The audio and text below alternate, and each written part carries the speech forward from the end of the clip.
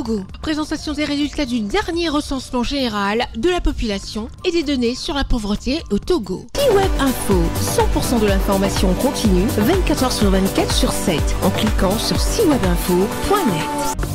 Le docteur Sandra Ablamba Johnson, ministre, secrétaire générale de la présidence de la République, a présidé le 13 décembre 2024, au nom du chef de l'État, l'atelier de présentation des résultats détaillés du 5e recensement général de la population et de l'habitat, RGPH 5, et de la 2e édition de l'enquête harmonisée sur les conditions de vie des ménages, EHCVM2. C'était en présence des représentants des ministères sectoriels, des partenaires techniques et financiers, notamment de la Banque mondiale et du Fonds des Nations Unies pour la population, ainsi que des acteurs du secteur privé, de la société civile et des médias. Ces dernières années, le gouvernement togolais s'est engagé, sous le leadership de son président de la République, son Excellence Faure Essouzimla Gnassingbé, à renforcer l'inclusion sociale et économique et améliorer le bien-être des populations afin de ne laisser personne pour compte. En vue de disposer d'outils de suivi efficace des politiques sociales et d'orienter la planification du développement, des réformes importantes ont été initiées afin de renforcer le système statistique national. Dans cette dynamique, l'Institut national de la statistique et des études économiques et démographiques, l'INSEED, a mené des opérations statistiques d'envergure. Nous sommes particulièrement honorés de votre présence à cette cérémonie de présentation des résultats du 5e recensement général de la population et de l'habitat et des chiffres et indicateurs issus des enquêtes harmonisées sur les conditions de vie des ménages dans notre pays. Madame le ministre, je voudrais, au nom de l'ensemble des partenaires techniques et financiers, vous remercier très sincèrement pour nous avoir associés à ce moment très important de la présentation des résultats définitifs détaillés du 5e recensement général de la population et de l'habitat. C'est l'occasion pour nous de vous prier de bien vouloir transmettre à son Excellence le Président de la République notre très haute considération pour son engagement personnel dans la réalisation de cette opération. Toute notre gratitude du groupe de la Banque mondiale au Président de la République pour son leadership, son implication personnelle.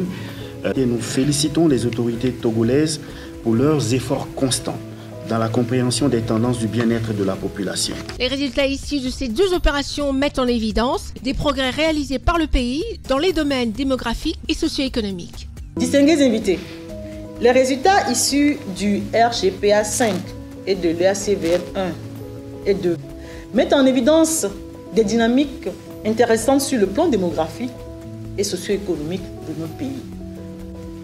Il ressort de ces résultats du RGPA 5 que la population résidente du Togo s'établit à 8 095 498 habitants en 2022, dont 51,3% sont des femmes et 48,7% sont des hommes.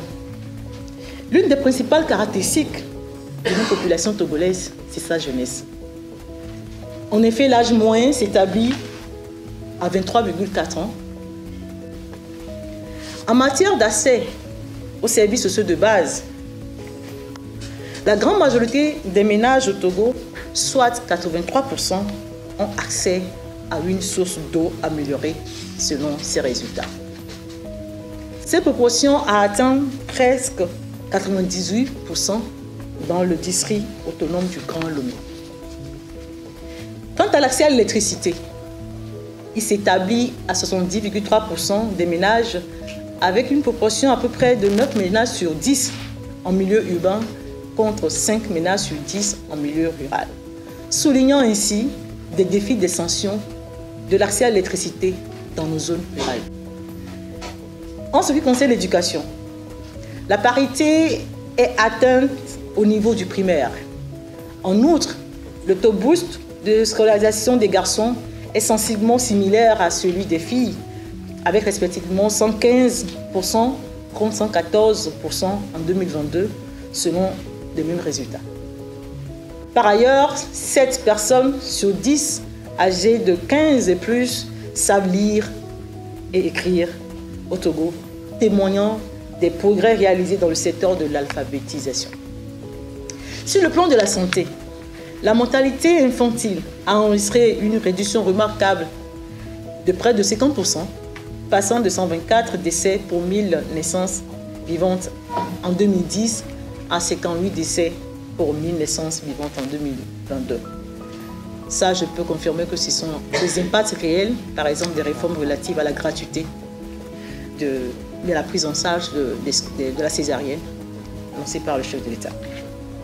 Mesdames et messieurs, distingués invités, les résultats phares brièvement présentés relèvent une transition démographique importante et une amélioration significative du bien-être et de l'accès des populations aux services sociaux de base.